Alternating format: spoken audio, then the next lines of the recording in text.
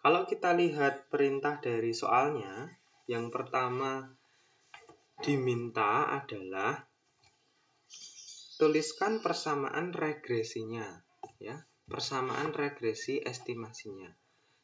Ya, kita bisa buat Y sama dengan 51.795 plus 0,183x1 plus 1,33x2. Nah, pertanyaannya, angka ini didapatkan dari mana? Gitu ya. Angka ini kita dapatkan dari hasil perhitungan SPSS di atas ini. Ya, kita bisa lihat. Saya mau insert 8. Oke. Di sini ada unstandardized coefficient. Ya, 51.795. Nah, ini kita masukkan sebagai konstanta. Ya, 51.795. Kemudian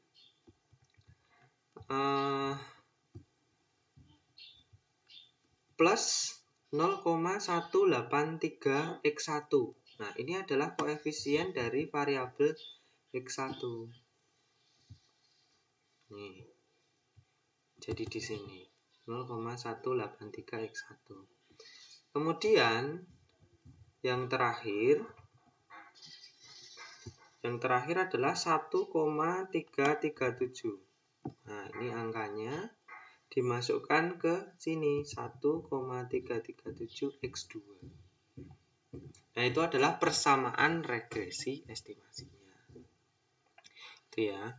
Kemudian kita akan menguji apakah benar-benar X1 itu berpengaruh terhadap Y. Apakah benar-benar X2 itu berpengaruh terhadap Y.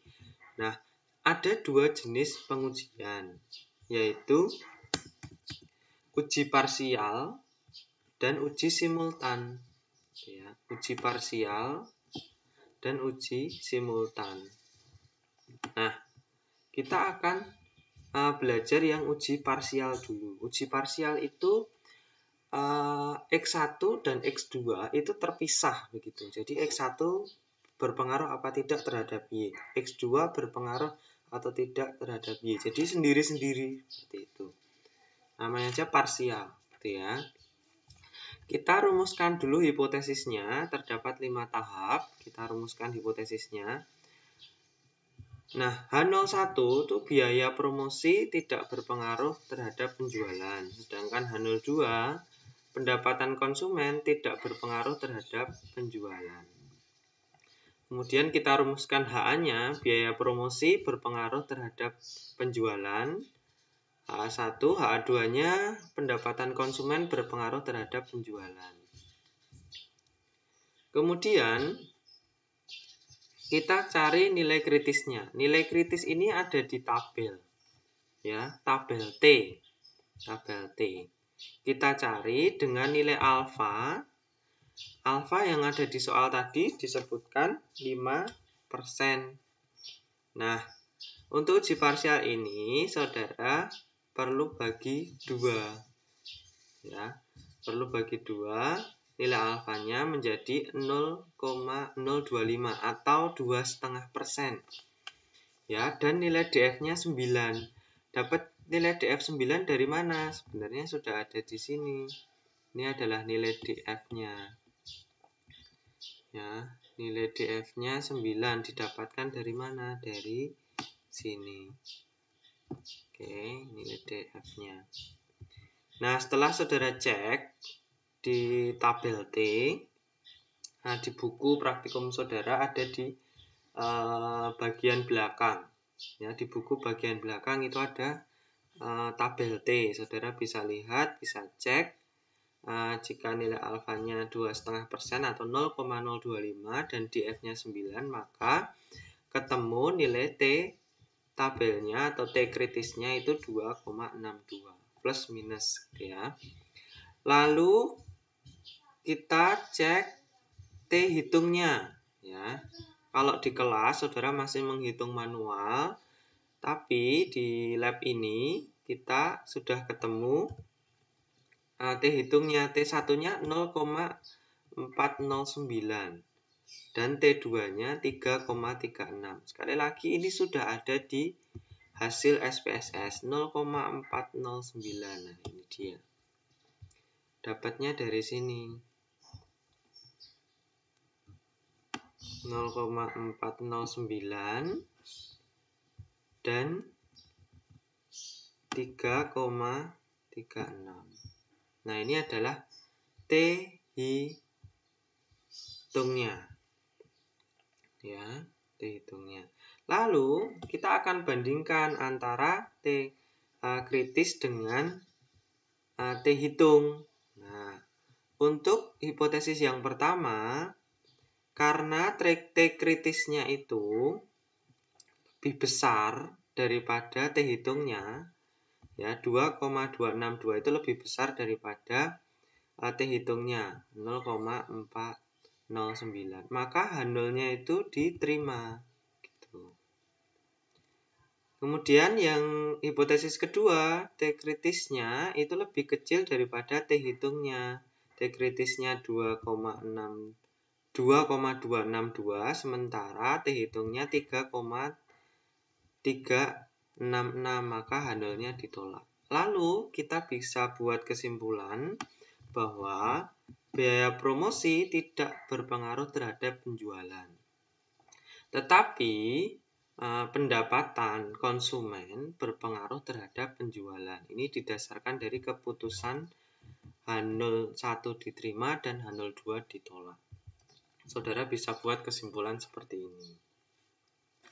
Nah, demikianlah uji parsial. Kemudian kita akan lanjutkan untuk uji simultan.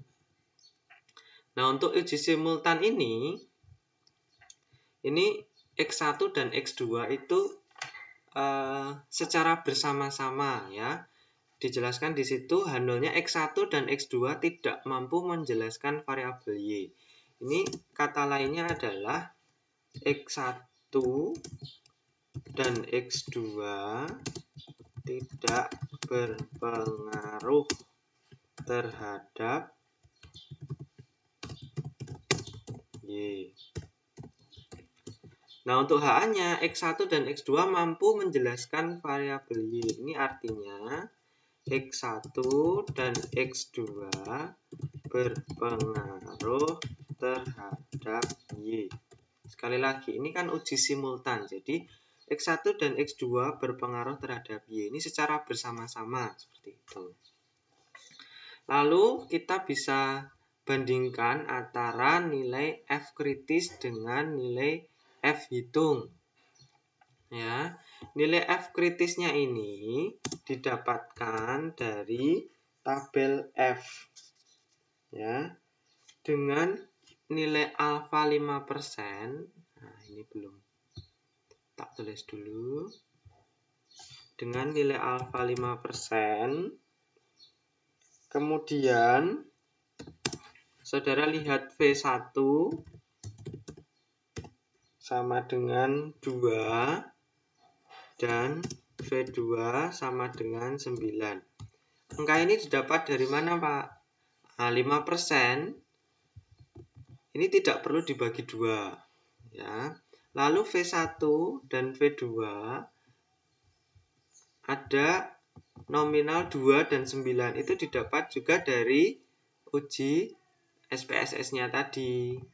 Ya, dari uji SPSS-nya tadi. Perlu saya tunjukkan angka 2 dan 9, V1 dan V2 itu didapatkan dari sini. Ini V1-nya, lalu ini V2-nya. Ya. Maka didapatkan nilai F tabelnya atau F kritisnya 4,26. Kemudian nilai F hitungnya 49,951 itu didapatkan dari hasil perhitungan SPSS 49,951. Nah, ini dia. Ya, 49,951. Nilai F kritis sudah, nilai F hitung sudah, kemudian kita bandingkan antara F hitung dan F kritis. Ya, antara F hitung dan F kritis. Karena F hitungnya itu lebih besar daripada F kritis, maka H0-nya itu ditolak. Kalau H0-nya ditolak, maka yang diterima adalah HA. Ya, kesimpulannya adalah biaya promosi dan pendapatan konsumen mampu menjelaskan penjualan. Ya, ini bisa jadi jawaban. Kemudian jawaban yang selanjutnya adalah, ini saya kasih kata atau ya, saudara bisa juga menyimpulkan bahwa biaya promosi dan pendapatan konsumen secara simultan atau secara bersama-sama berpengaruh terhadap Y. Seperti itu. Jadi saat uji parsial tadi ada satu variabel yang tidak berpengaruh ya. Jadi biaya promosi ini tidak berpengaruh terhadap penjualan secara uji parsial. Jadi sendiri-sendiri ya, uji parsial. Tetapi saat kita uji secara simultan, bersama-sama biaya promosi dan pendapatan itu secara bersama-sama berpengaruh terhadap Y, seperti itu. Nah, sebelum saya masuk ke materi selanjutnya, nomor 4 dan 5, tentang R-square dan apabila biaya promosi nilainya sekian dan pendapatan konsumen sekian, saya ingin menjelaskan bahwa uji parsial dan uji simultan ini bisa saja saudara langsung tembak apakah berpengaruh atau tidak. Caranya gimana? Kita lihat signifikansinya. Jadi tidak pakai T hitung, tidak pakai T tabel, tidak pakai F hitung, tidak pakai F tabel, tapi langsung kita lihat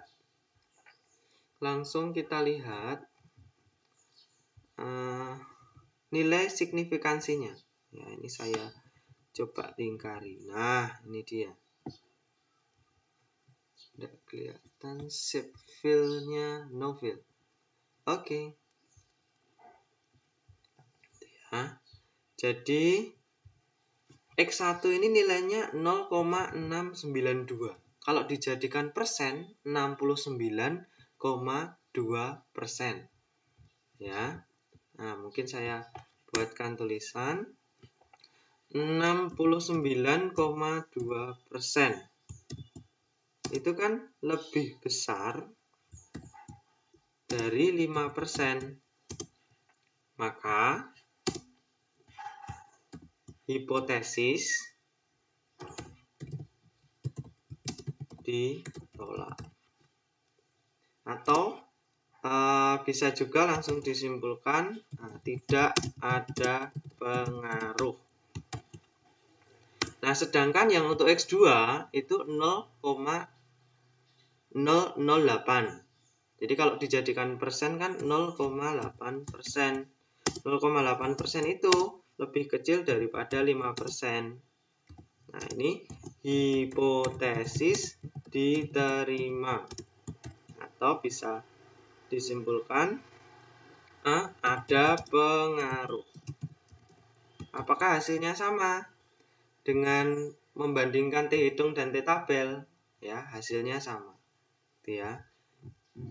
Biaya promosi tidak berpengaruh terhadap penjualan, sedangkan pendapatan konsumen berpengaruh terhadap penjualan.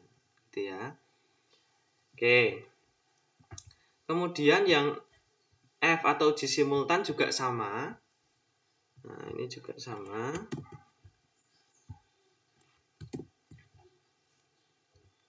Nilai signifikansinya adalah 0,0000 ya. Jadi ini angka 0 di belakang komanya banyak. Ya, jadi 0,00. 0,000 tersebut kan lebih kecil daripada 5%, maka hipotesis diterima. Jadi ada pengaruh. Artinya X1 dan X2 secara bersama-sama berpengaruh terhadap Y. Hasilnya sama jika kita membandingkan antara F hitung dan F kritis. Seperti itu. Jadi ada dua cara. Saudara bisa lihat T hitung, F hitung, atau saudara juga bisa lihat nilai signifikansinya yang ada di belakang ini. Baik.